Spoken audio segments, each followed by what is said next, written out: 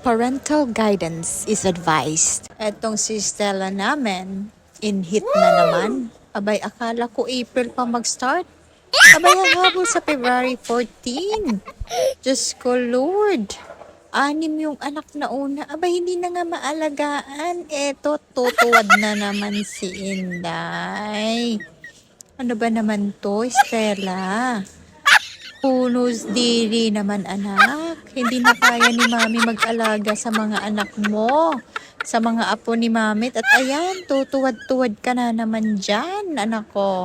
Hopefully, by the end of this month, dadalhin na namin siya sa vet para ipa-spade na namin siya. Kasi nga, talagang ang dami niyang mag-litter ng baby.